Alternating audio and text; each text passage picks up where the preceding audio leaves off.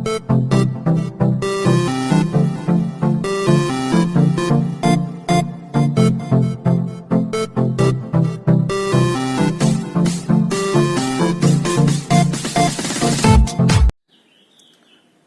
Evening बच्चों, कैसे हैं आप सब। उम्मीद करता हूं आप सब लोग ठीक होंगे। आइए शुरू करते हैं आज का टॉपिक, ऋतु परिवर्तन। आज का हमारा टॉपिक है ऋतु परिवर्तन। ठीक है, ऋतु परिवर्तन को समझते हैं। टॉपिक शुरू करने से पहले आपसे एक छोटा सा निवेदन, यदि आप हमारे चैनल पर नए हैं तो आप हमारे चैनल एमके टीचिंग गुरु को सब्सक्राइब कर सकते हैं, साथ में बेल आइकन दबाएं जिससे आपको समय समय पर नोटिफिकेशन प्राप्त होते रहें। तो ऋतु परिवर्तन को समझने से पहले हमने आपको इससे पहले वाले टॉपिक में पृथ्वी की गतियों के विषय में बताया था। पृथ्वी की दो प्रकार से गति करती है, पहला घूर्णन गति और दूसरी परिक्रमण गति। इसको हम वृत्तीय गति भी कहते हैं।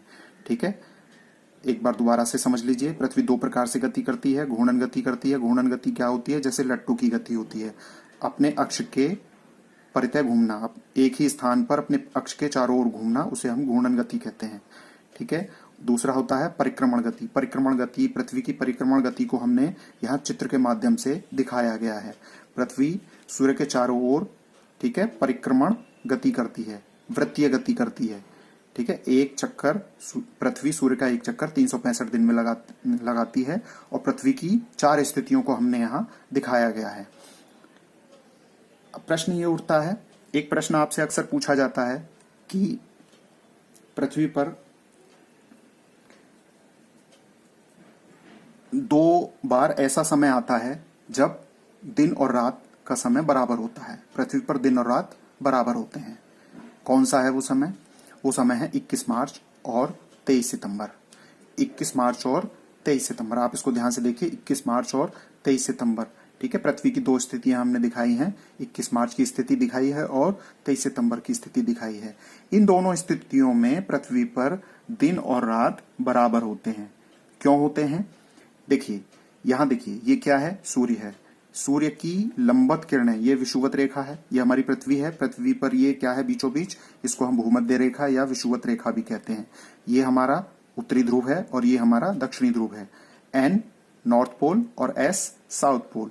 ठीक है, तो ये उत्तरी ध्रुव है और ये दक्षिणी ध्रुव है। हमने पृथ्वी को हल्का सा झुका हुआ दिखाया है, सीधा नहीं दिखाया है, झुका हुआ। क्यों? क्योंकि हमारी पृथ्वी 23.5 अंश अपने अक्ष पर झुकी हुई है, इसीलिए हमने पृथ्वी को इस तरह से, जो पृथ्वी की वास्तविक स्थिति है, हमने उसी स्थिति में पृथ्वी को दिखाया गया है। चारों स्थितियों में हमने पृथ्वी को 23.5 अंश झुका हुआ दिखाया है।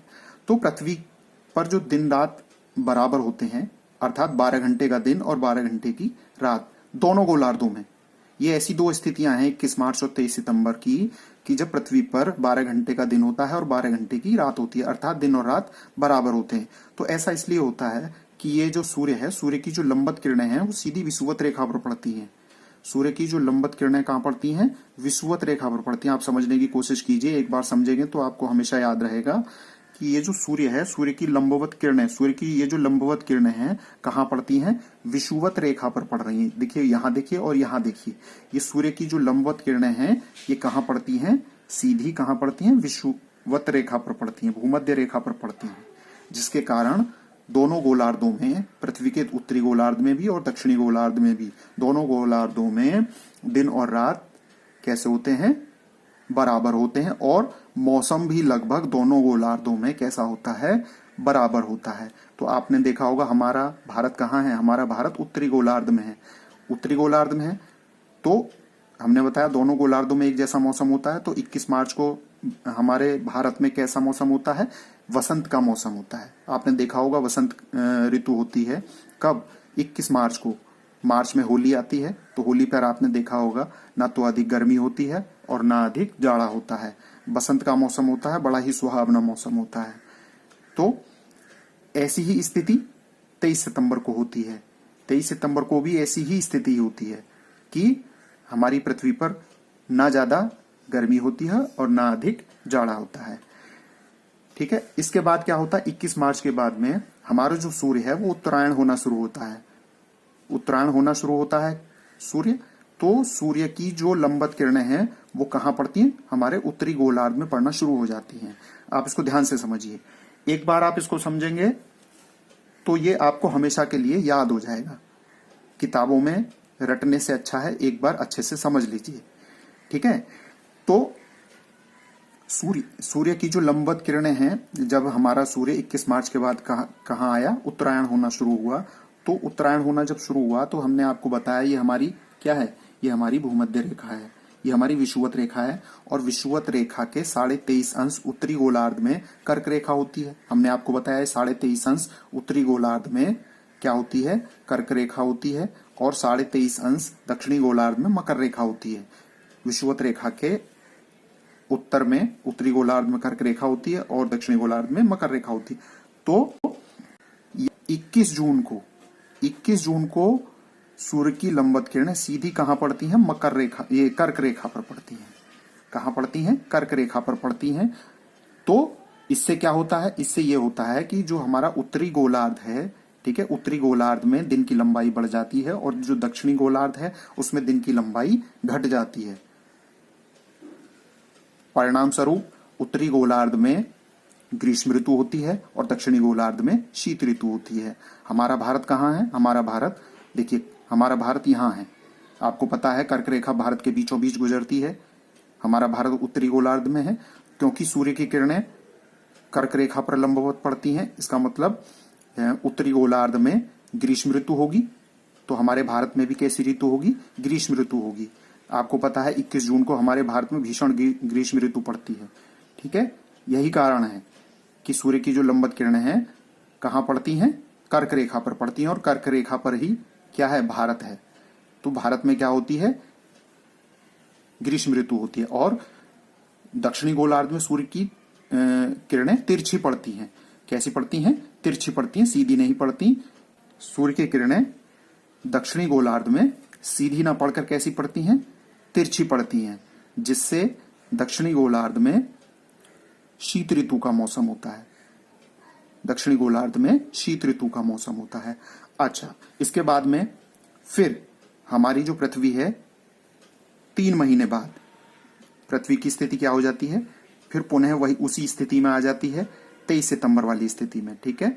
जैसी 21 मार्च को हमारी पृथ्वी की स्थिति थी, वही स्थिति हमारी क्या हो जाती है, 23 सितंबर को हो जाती है। इससे क्या होता है, ऊपर हमने बताया था कि विषुवत रेखा पर सूर्य की किरणें कैसी पड़ती हैं, लंबवत पड़ती हैं।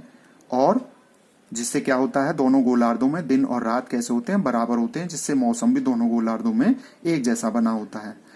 अब 23 सितंबर के बाद, यहां ध्यान से देखिए, 23 सितंबर के बाद क्या होता है, सूर्य जो है फिर दक्षिणायन होना शुरू होता है। सूर्य कैसा होता है, दक्षिणायन होना शुरू होता है 23 सितंबर के बाद।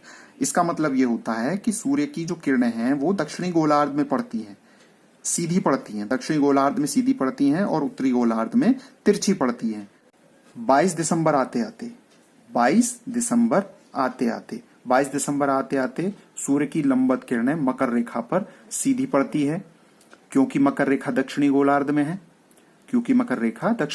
में है। इसलिए दक्षिणी गोलार्ध में दिन की लंबाई बढ़ जाती है और उत्तरी गोलार्ध में दिन की लंबाई घट जाती है, ठीक है।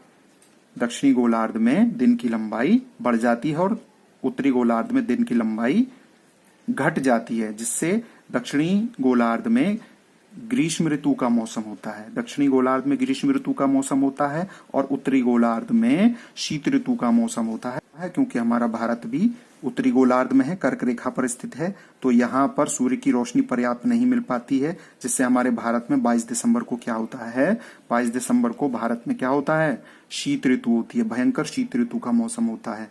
और वहीं 22 दिसंबर को मकर रेखा, ये दक्षिणी गोलार्ध में क्या होता है, दक्षिणी गोलार्ध में भयंकर ग्रीष्म ऋतु का मौसम होता है। आपने देखा होगा ऑस्ट्रेलिया जो महाद्वीप है वो पूरी तरह से दक्षिणी गोलार्ध में स्थित है, ठीक है। तो ऑस्ट्रेलिया में 22 दिसंबर को क्या पड़ता है, गर्मी पड़ती है, ठीक है। भयंकर ग्रीष्म ऋतु का मौसम होता है ऑस्ट्रेलिया में, ठीक है। तो उसके बाद में 22 दिसंबर के बाद में वही प्रक्रिया फिर दोबारा से शुरू हो जाती है। तो इसी प्रकार से ऋतुएं परिवर्तित होती रहती हैं। फिर बसंत ऋतु आता है, फिर ग्रीष्म ऋतु आती है, ठीक है। फिर इसी प्रकार से ये मौसम परिवर्तन होता रहता है, ठीक है। उम्मीद करता हूं ये सब बातें आपकी समझ में आई होंगी, ठीक है। बड़ा इंटरेस्टिंग टॉपिक था, इसको आपने अच्छे से समझा होगा। आज के लिए बस इतना ही, धन्यवाद।